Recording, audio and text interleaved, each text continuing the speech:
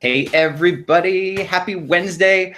I am really excited to be in this chat with you all. This is not a topic that I was anticipating we would be getting into when we first entered into this, and this whole Bitmoji classroom. I think that a lot of people don't know what it is, and they're like, why would I want to do that? And the first time I saw it, I'm like, oh, that's cute.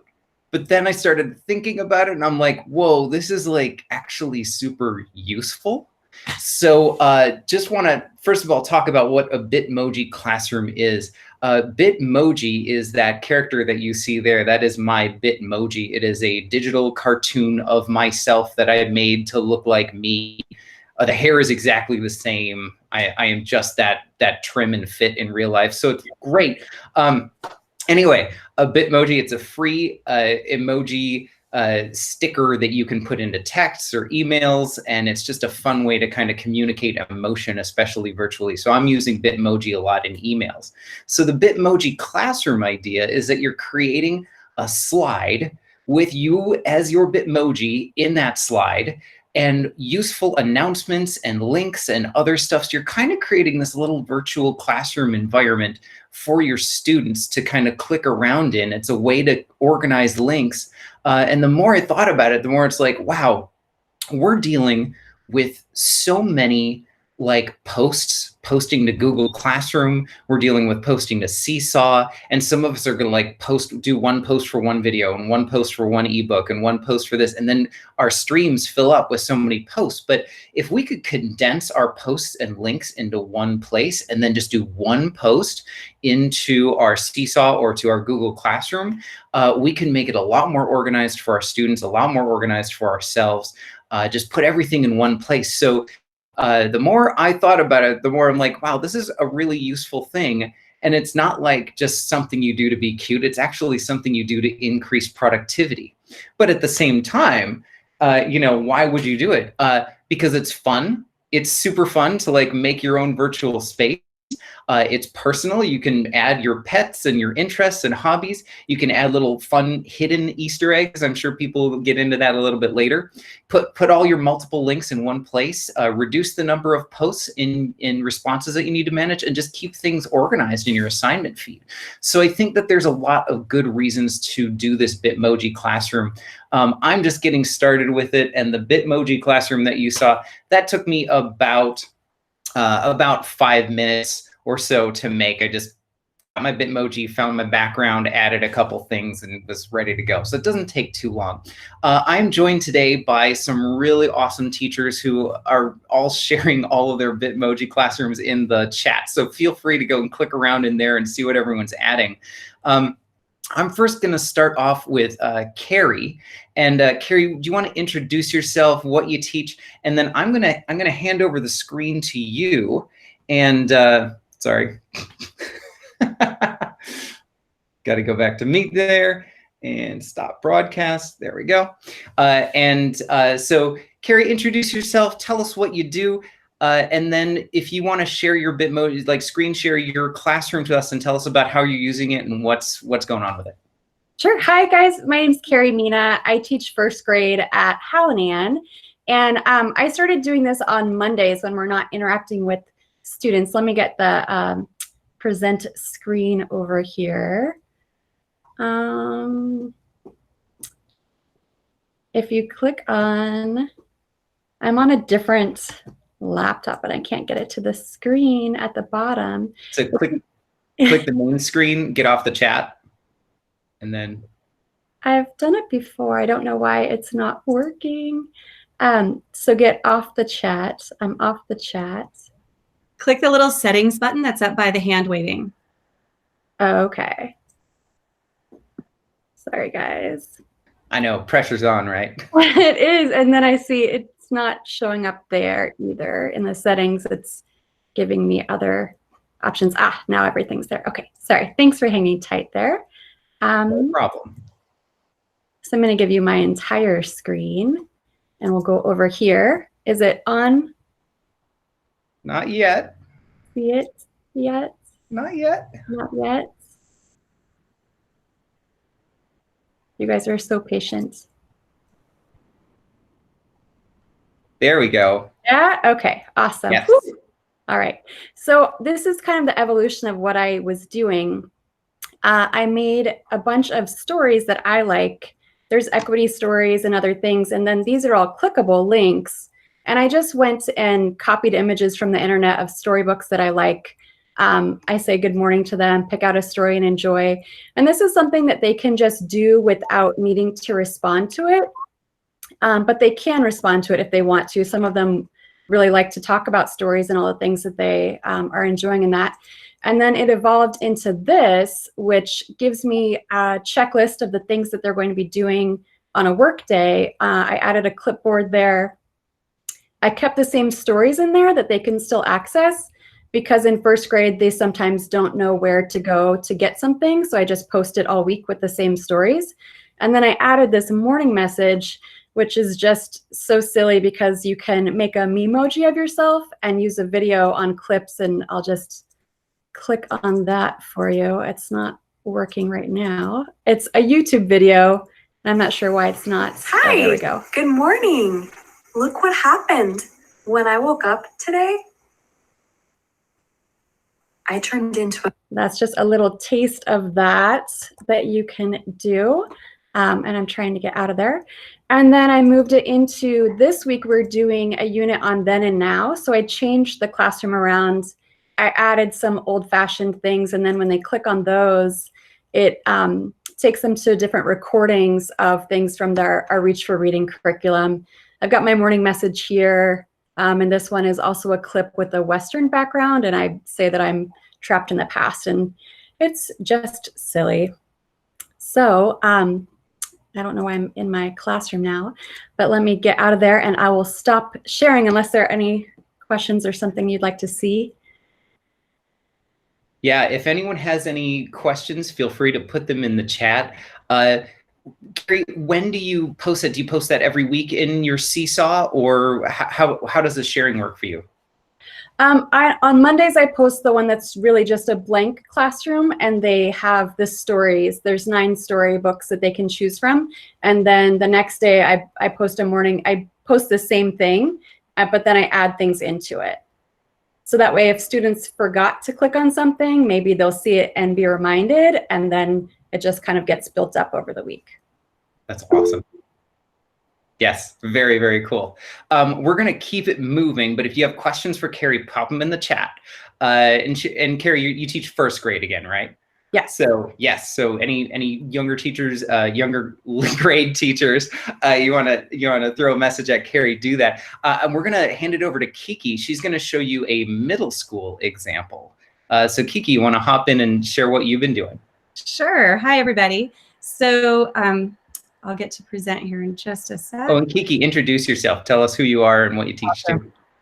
Sorry, I teach middle school science and STEM classes, and I've been using this in both those arenas, and it's been super fun. It makes Google Classroom a lot more streamlined because it lumps, like you were saying earlier, everything together in one place. And the kids have been really enjoying it. I've gotten great feedback. So let's do this and pull it up for you. So I started with, whoops. All done. I was sharing it again. I started with the tutorial that was put out by the teacher you see here in this image, and his video is really clear and easy to follow. So I posted that and I sent this to all the teachers in my building. There's a really cool version of this for teachers who assign art or things you want to share, like groups of stuff with students so they can peruse it. And here's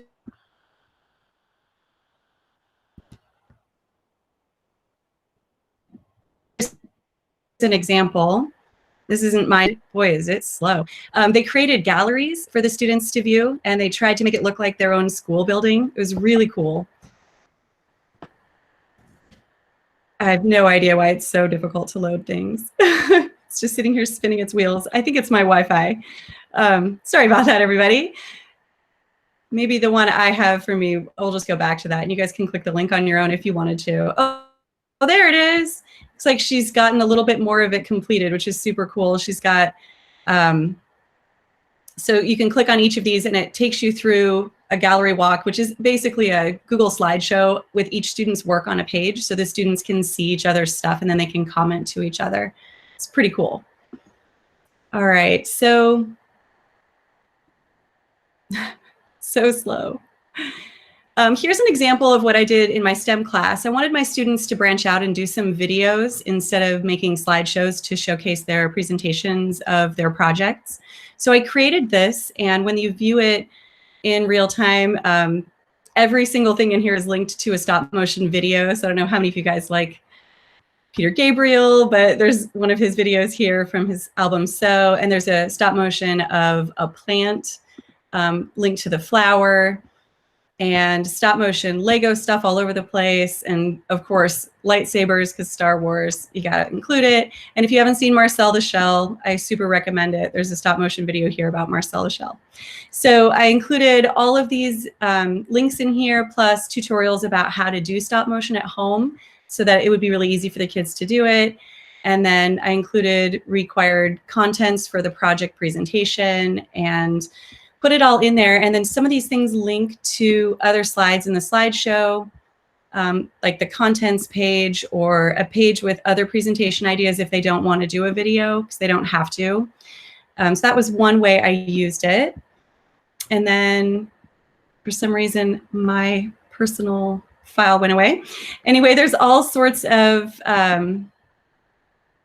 very cool, sorry, you guys, I just lost my document. Bitmoji.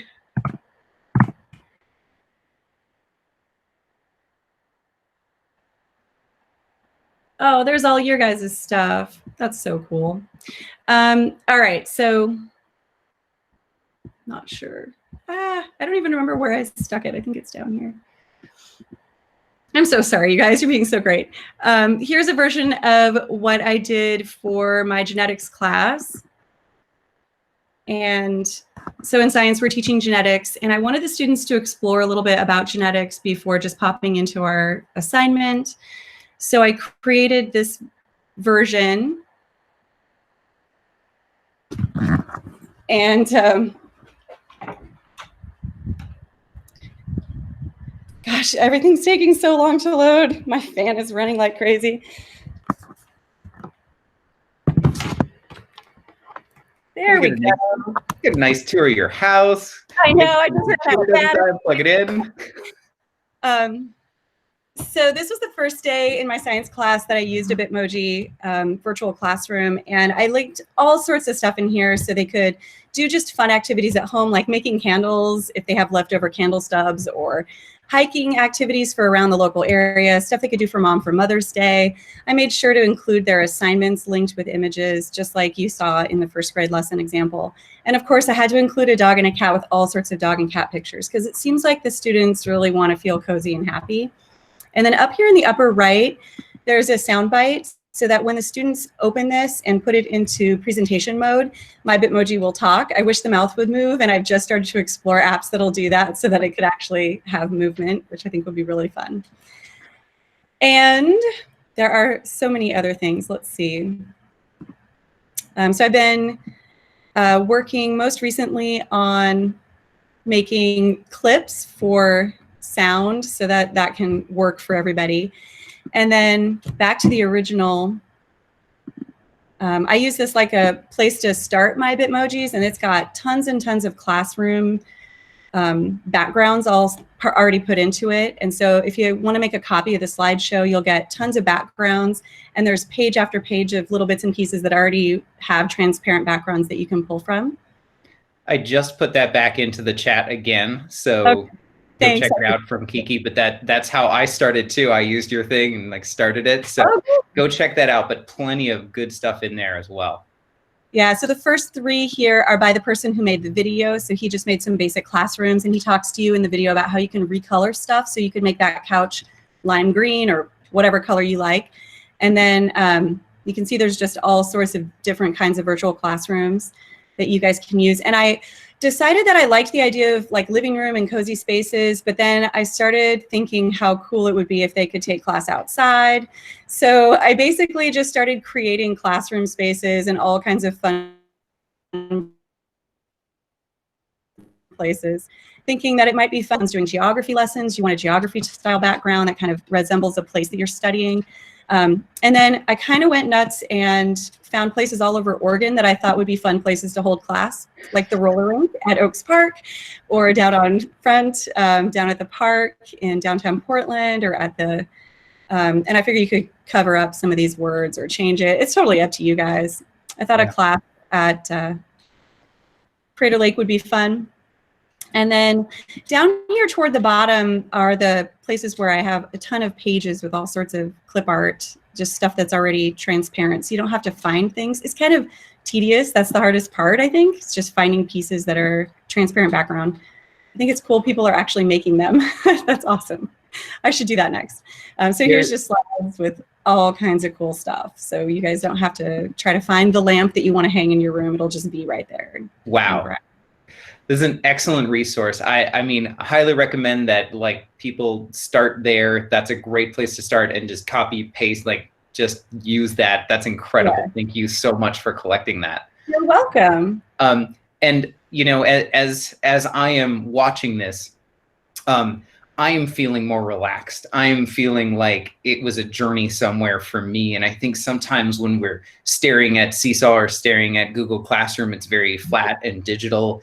And so how do we create spaces that feel a little more homey and a little more friendly for students? And then if we can actually get clever like you have been, to be like, yeah, well, maybe I want to hold class out by the bridges. You know, if we're talking about bridges, like, hey, let's go to the nature preserve, let's go to the forest. And again, not that we have to go, you know, so far. We don't have to go crazy, although it is easy to go crazy with this. We don't have to go there. It's really about just creating a space that's nice, about organizing your links, about creating a space that organizes your classroom. Like, that's a place to start. And then if it makes your heart very happy, then it gives you a space to go and create something new as well beyond what Classroom or Seesaw could do. So I'm going to hand it over to Miranda right now, and she's just going to do a couple steps to get us started with just how do you do a couple nuts and bolts about how do you get a background, how do you put some stuff in, and then we just had a question like, how do we link and how do we put it out? So.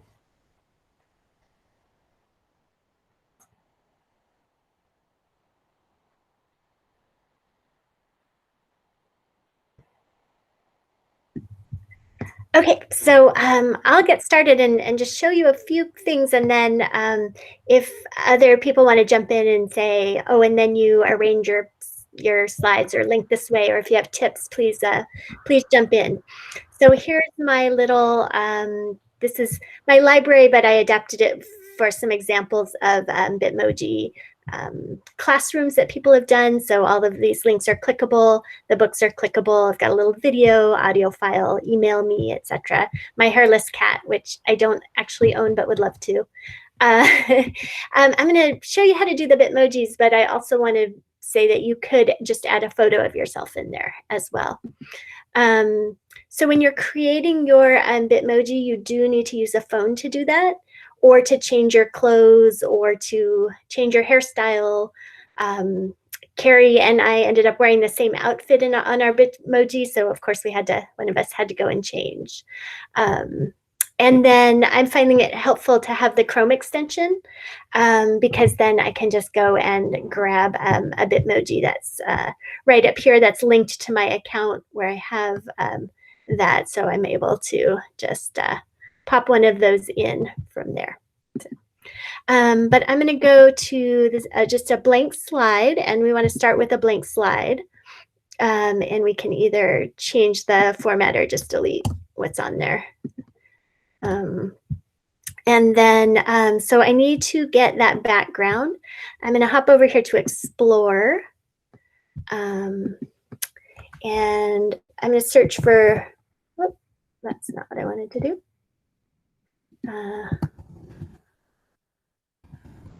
And for this one, I'm not going to put the word transparent because I'm just looking for a background. Oh, you know what? I didn't do that right. This is how I would add an object. But actually for my background, I want to change the background, choose an image. I'm going to go to Google image search and look for a wall. floor. This is if I want to do a room. I'll just do that one. This is all pretty easy to customize, but now I have the beginning of my room. And now when I want to add some objects, I'm going to come down here. There's lots of ways to do this. I mean, you can pull an image from anywhere, but let's add a couch. And of course, I want an image. Oh, and I want to add the word transparent because I want that transparent background. So I've got lots of images. That's a fancy one. Can pop that in there and resize it. And I can crop and I can remove I don't really want it to link to Pixabay, so I'm gonna get rid of that. I can crop, I can arrange, so I could change the order, like if I was putting something in front of the couch. And I can go and grab a Bitmoji here of myself and either drag it or copy it and throw it on there. And Miranda, so just to clarify, this is the weirdest thing about it. You got to start your Bitmoji on your phone, right? Like download. Right. Yeah, download the app on your phone, log in, and then you create it on your phone. But then on Chrome, you go and add Bitmoji extension, so it's up in your browser. And when you click on it, then you can go and you can like search for different things, right? Like you can search for like pointing or sitting or dancing, right? Exactly. So I can say, oh, I really want to sit on that couch. So maybe I would use that one instead. Right. And then, so you just click on that and then you copy it and then you paste it back into your slide. Yeah, you can copy it or you can drag it, either one. So maybe I want my sitting self. And, you know, I'm going to have to adjust sizes and such, but there I am. Cool. Sitting on the couch. And then, you know, I'm going to add bookshelves. I'm going to add books, and I'm going to link to things. And I wanted to point out, like, if I do have an image with a background, there's a website. Several people have mentioned that. It's remove.bg. And when I drop an image in, I can remove the background, and I can also do a little bit of editing to erase things or whatever to customize. So yeah. Miranda, could you show us how to link something? Yes, absolutely. So let's see. I think I'm going to go get a book. Let's